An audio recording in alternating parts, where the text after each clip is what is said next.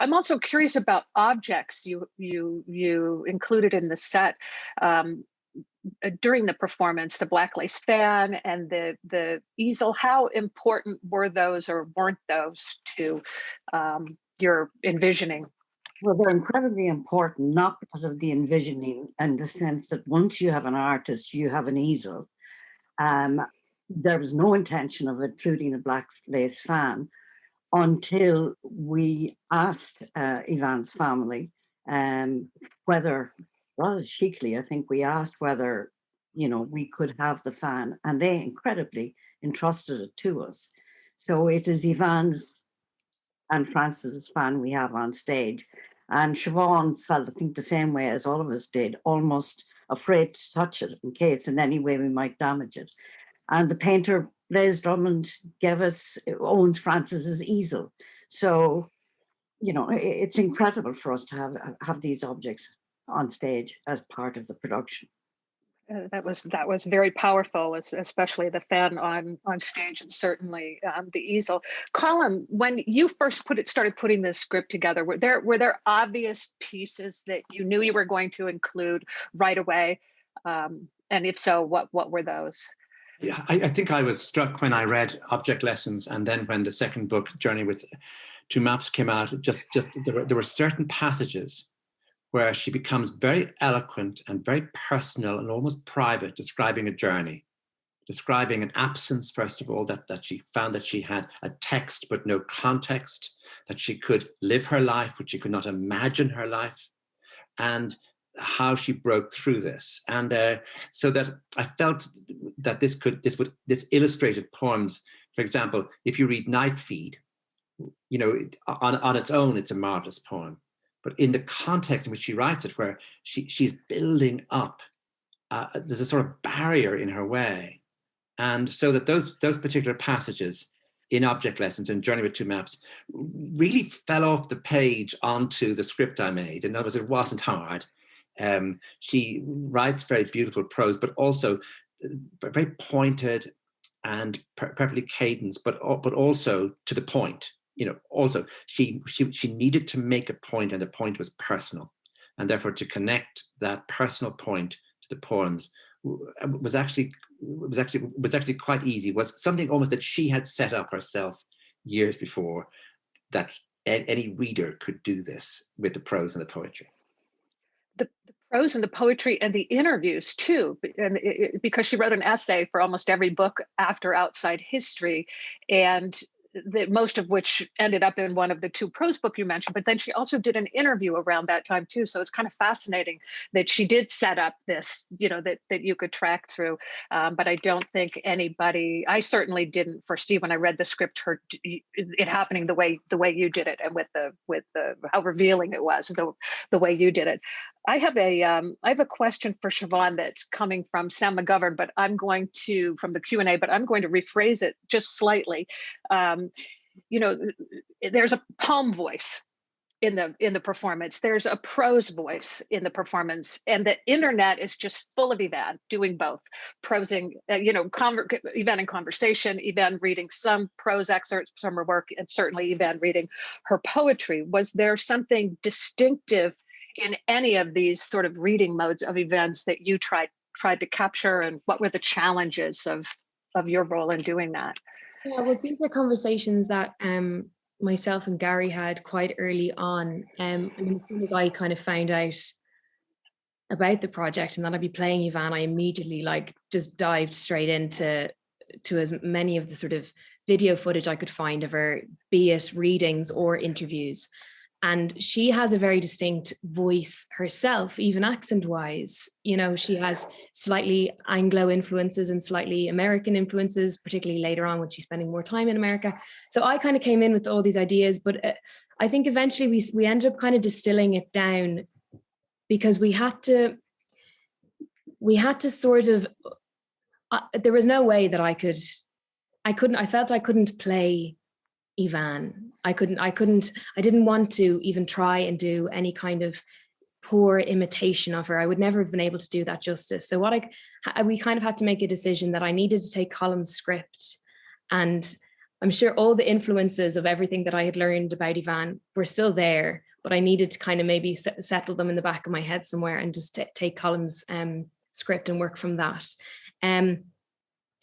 But of course, yeah. So there is, as you said, she delivered her own poems very differently to the way that she spoke, and I tried to play with that a little bit, particularly because she gets quite personal in some of her prose, and that's also how we use the medium of camera as well, to kind of allow those sort of more intimate and personal moments with, be it her voice and her delivery, and also, you know, looking down the lens of a camera, hopefully straight at the audience.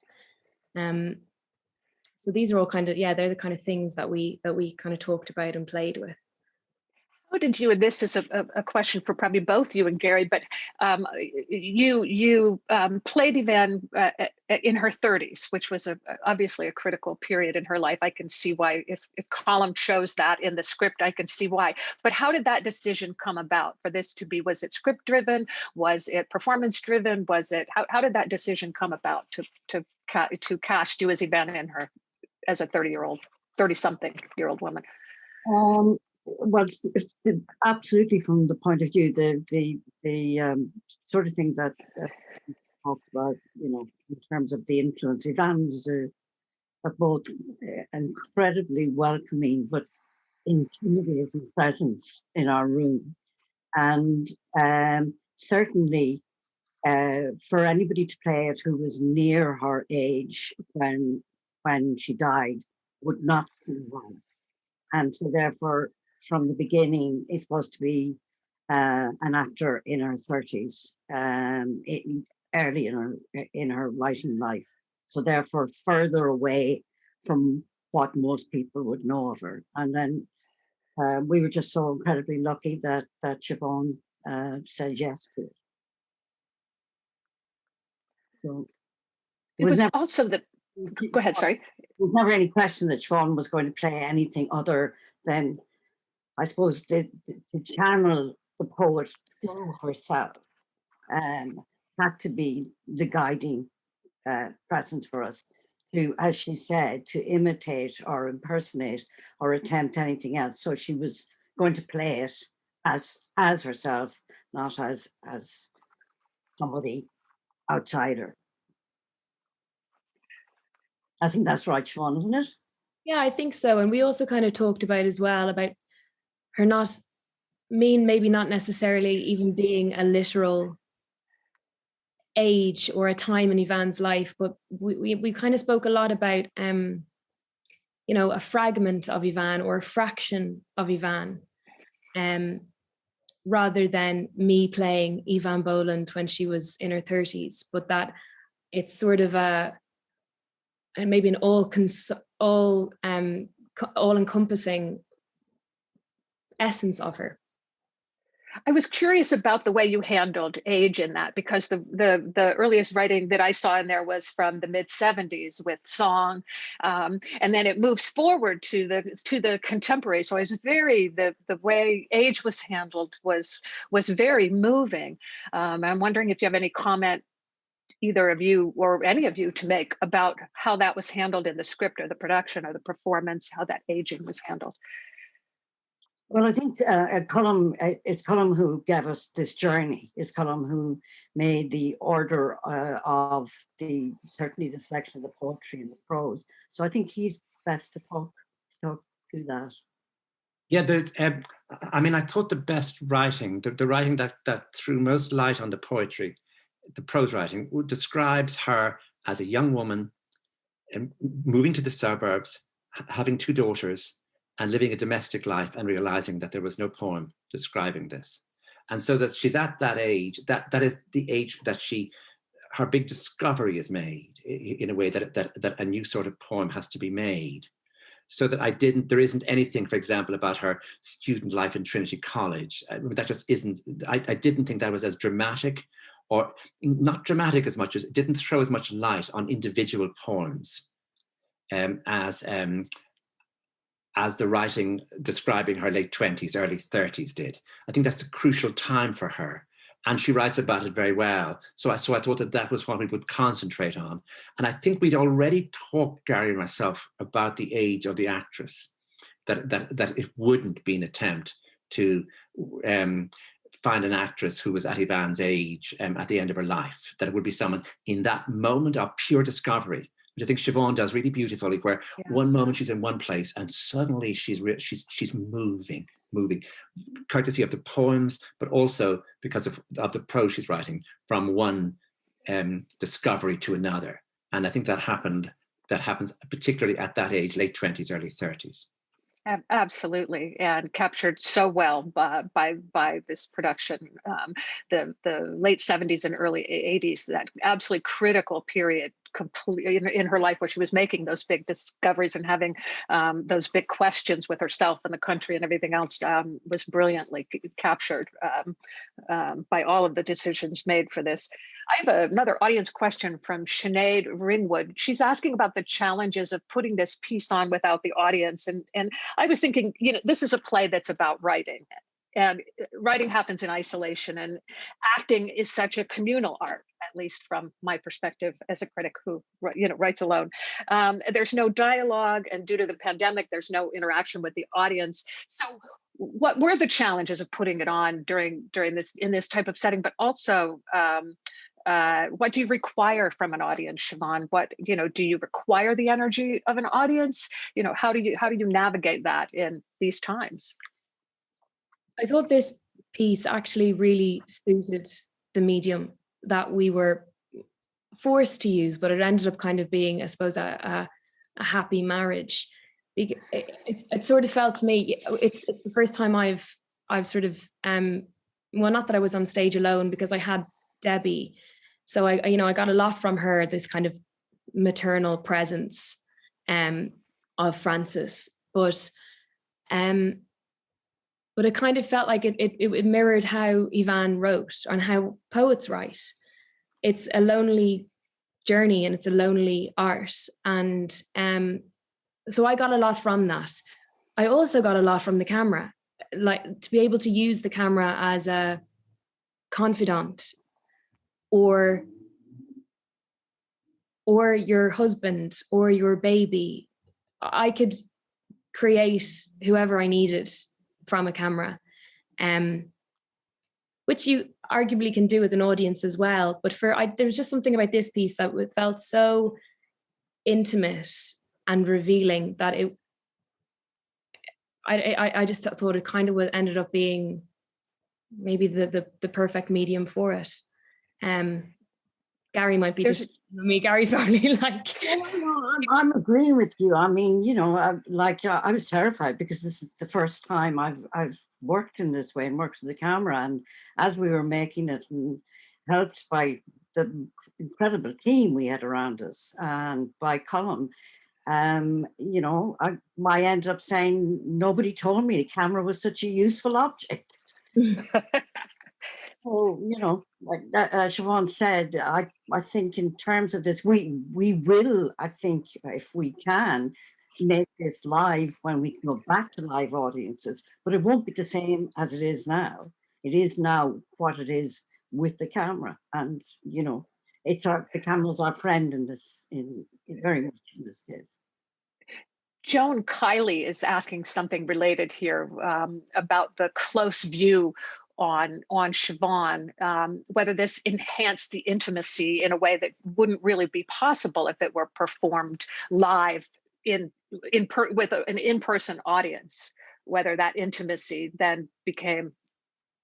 Absolutely. Absolutely. That's very, very true. I mean, that's you get in return, you lose the in the same space, in the same moment interaction with the audience. But in return, you get the possibility of an audience getting views, getting pictures that they would never get in the theatre. Mary Hughes has a question about the dark backdrop to Siobhán and the dark clothing she was wearing that lent a very dark ambience, especially during the reading of of a very happy and beautiful story about feeding the baby. And Siobhán, that is the best, hands down, the best performance of the poem Night Feed I've ever seen. But she's asking, is there a special reason you chose this type of setting? And before you answer that question, Garry, I just wanted to say the necklace, the watch, the clothing, that was Eavan.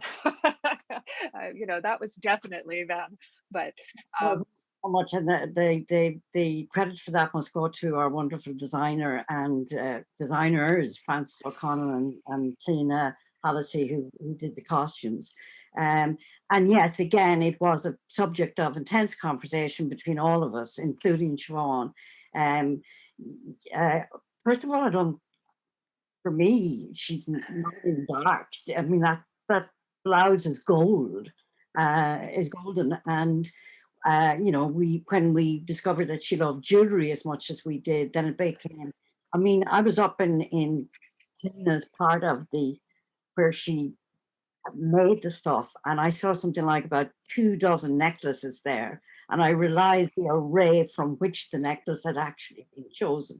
So this is the process that goes on behind the scenes to reach any decision. Fascinating.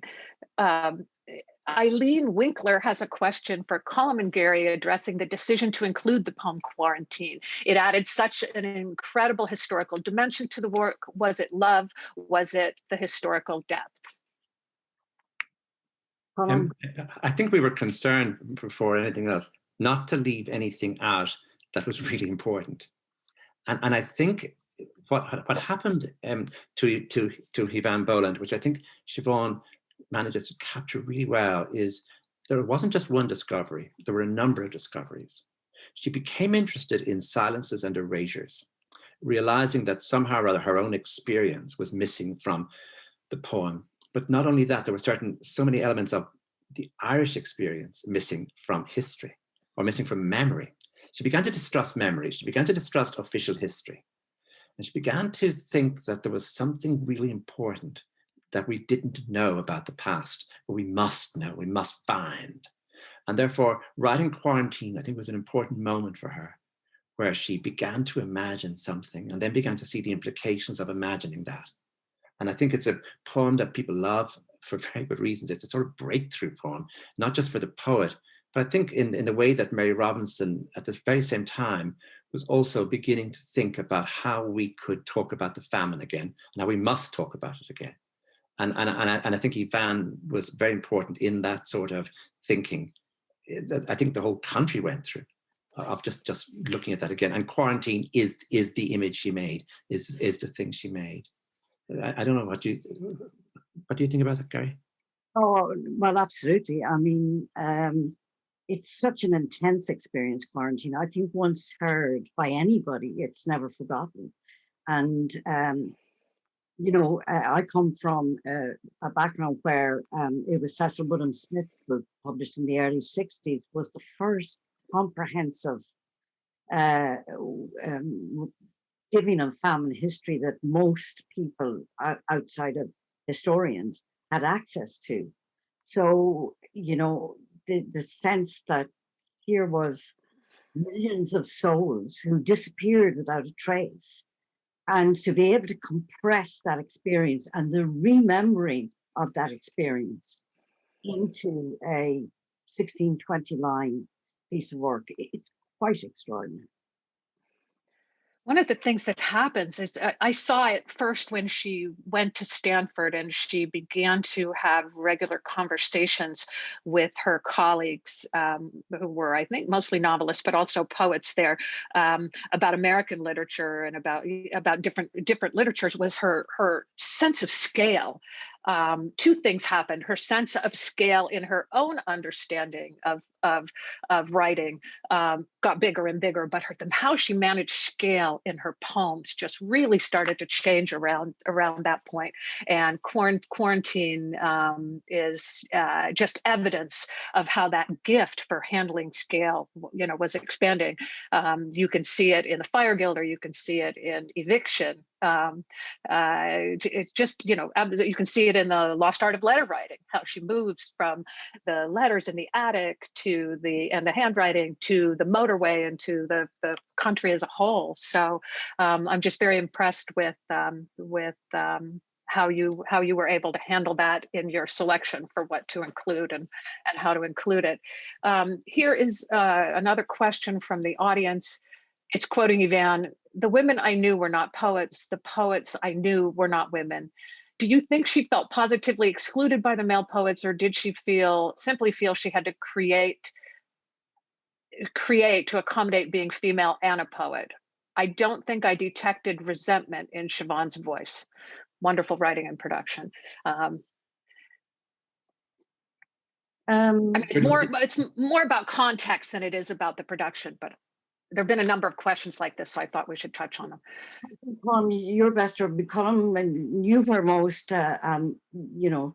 Jody would, I think Jody, you could answer that yourself best. Sure, just briefly. In her prose book, she talks, there's a chapter called Turning Away, in which she turns away from, you know, she moves as a young poet at Trinity at the center of everything, writing for the Irish Times, broadcasting for RTE, had her own radio show when Seamus Heaney had his. She talks about this process of turning away from some of that. And I think it runs parallel to what Colm was talking about earlier, making those discoveries in the late 70s and the early 80s, and asking the questions that turned her away from things.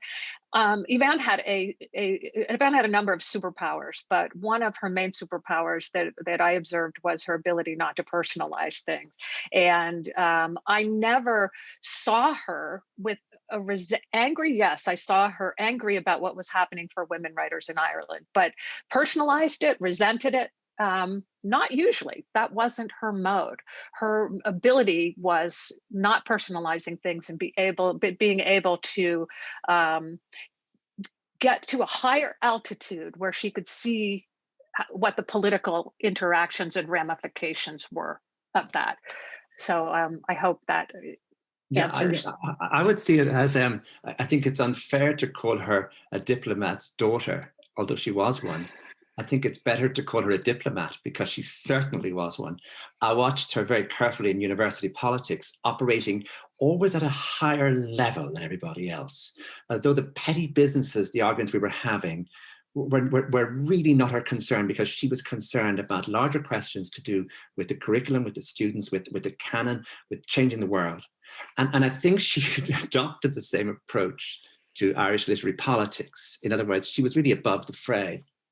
And I think going to Stanford was part of getting above the fray, getting away from the fray, but also going to Dundrum, I mean, moving out of Trinity College and going into her domestic space and working from there. But yes, I think that what Siobhán managed beautifully was that it was thinking that rescued her. And then it was making images that rescued her. But it wasn't actually, I mean, no, she wasn't, the sense of grievance was not there. But the sense of rising above the fray to see if she could find an image that would be so pure that no one could argue with it, but it would be new, it would change things, it would change the air. And I think that's what Siobhán managed very well, was not to get, even in that scene, you know, where when you get, when a male poet kisses a girl, what happens? Right. I think you got a sense of irony and humor into that. It wasn't as though she's in a rage over this, but she was actually something that she noticed and she felt in her body. And I think that idea of, for her, the visceral or the what she felt physically, I think mattered to her as much as what she thought. And she did both with some intensity, I think. Colm, oh, sorry, Siobhán, were you going to say something? No, I was just going to say. Garry, sorry. One of the things Siobhán and I discovered as we went along as well was her wit. You know, she used her wit, her sharp wit. We could feel that too in the writing, and indeed even in the poems. And it's wonderful. Oh, she was just hilarious in person, as anybody who knew her knows. She was absolutely hilarious. She could be very grave, but she was hilarious too. You know, one of the things she said to me that always just haunted me a little and seemed a little poignant, because I think it haunted her a little, is that she knew she had this intellectual ability to, you know, put her drone up in the air and see, you know, as Colm was saying, she was operating on a plane that others weren't. You know, she would get up, she would see a sort of playing field. She had X-ray vision for what was going on in the politics of a room and everything else. And she knew she had that ability. And she also knew that she had a lot of skill as a poet she'd built up over the years. And she said that sometimes she wondered if she survived as a poet in Ireland because of that, not just because of her gift, but because of her political ability. And that it made her sad, because if that's true, then she knew that there were women poets who didn't survive because they weren't born with that ability that she had. And I always found that kind of haunting, that she was sort of haunted by that as well. Colm, did you came to this project obviously after Eavan had died. Were there discoveries that you weren't expecting? Did you see anything differently than you had when she was alive, now that you went through material and looked at it all and were making these decisions, what to include, what not to? I think I felt that the journey that she outlines, describes and dramatizes in those books is really uniquely done. That I can't think of another example. With a poet like Elizabeth Bishop, you get it from the letters. You get it by accident almost. You find a sort of poetics or a theory of what she's doing coming from the letters. With Seamus Heaney, you get it in a book like Stepping Stones, where he did a series of interviews, very deliberate, placing himself and the poems in relation to each other. But with Eavan, I think these essays, these autobiographical essays, it's hard to think in the 20th century of another writer. You can think of Coleridge, perhaps, but in the 19th century. But in the 20th century, it's hard to think of another writer who's so carefully set about creating a context for her text. And I watched her. I really enjoyed watching her. You know, because I was transcribing. I didn't cut and paste at any point, so I was rewriting each sentence, thinking, "Oh, Eavan, you did this so well. You got this moment." And when she talks about that lovely idea, I could live my life, but I couldn't imagine it. And at first you think, what does she mean? And then you think, yes, of course, that she's managing her day, but there's no image, there's no poem, there's no painting, there's nothing to describe in an image what she does. And I think that's a beautiful idea of Adrienne Rich, who she knew in Stanford, talked about the idea as a woman poet, as a lesbian poet, of looking in the mirror, figuratively speaking, and seeing no one, that there was no one on the side. And that is the most frightening idea. So that, I found that she really very deliberately and sonorously recreated herself, not only in the poems, but in the prose. And it was really enjoyable to see how well she did it, and how, in a way, easy it was to make that into something dramatic. I think as well that, one of that in looking at what she was so well able to do, and which all poets do, is to take the circumstances of her life and make sense of them. And you can hear that continuous questioning throughout the play that Colm has written, throughout in the prose. Even like I talked to Colm about this sense of the suburb as a kind of exile. She was able to turn what would seem to others to be something prosaic into something which held meaning, or could hold meaning in her life, and be used to make art.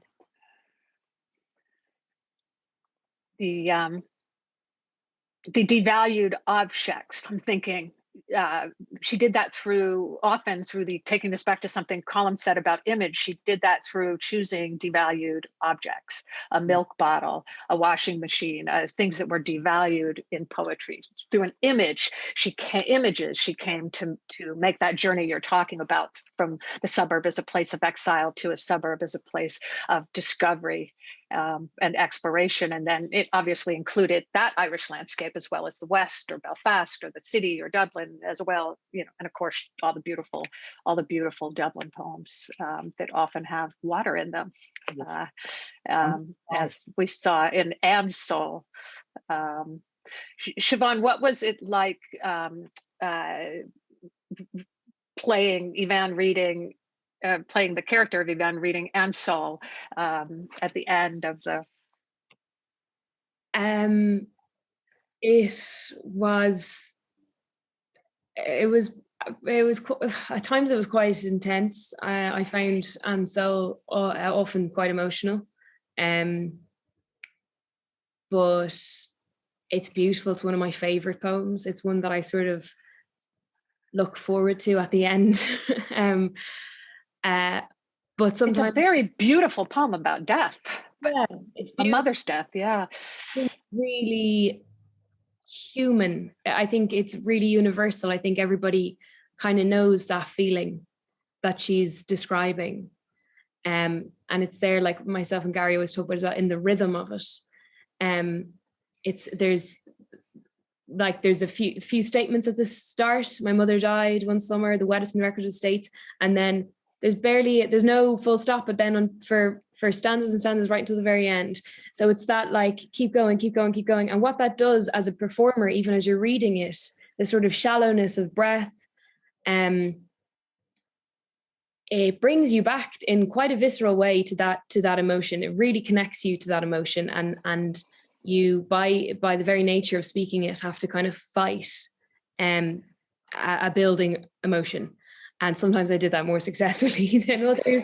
Other times it caught me hard. But yeah, it's one of my favorites. And the wonderful image of concealed tears there, the tears that are never mentioned, but they're there in the water and the rain and the beads of water on the drizzle on the railings as she goes in, all that concealed. So such a careful imagist with that. Well, thank you so much. Thank you for the production. Thank you for the performance. Thank you for the editing. It was absolutely wonderful tonight. And thank you all for joining us. And if you enjoyed tonight's performance and want to recommend it to a friend, there are 2 more live stream performances tomorrow, Saturday, the 24th at 2:30 and 7:30. And next week, the show is available on demand from Tuesday, April 27th through Sunday, May 2nd. And are there some extra things available on the on-demand, Garry, that are there? I was hearing maybe photographs, maybe some other things are going to be available on the on-demand? Yes, we're looking at that. I mean, one of the aspects of this whole process that I just want to mention before we finish is our gratitude to the unstinting support of Eavan's family throughout all this, that they would trust us with a process like this. Only a year since her death has been, you know, an act of faith that has been very important for us as we put production together. And I can only hope that they were pleased with the results. And Jody, thank you for your help as well. From all of us. You're very welcome. All of us in Druid. Well, Eavan Boland, The Journey of a Poet, edited by Colm To, directed by Garry Hynes, and performed by Siobhán Cullen. Thank you and good night. Yeah, thank you. Thank you.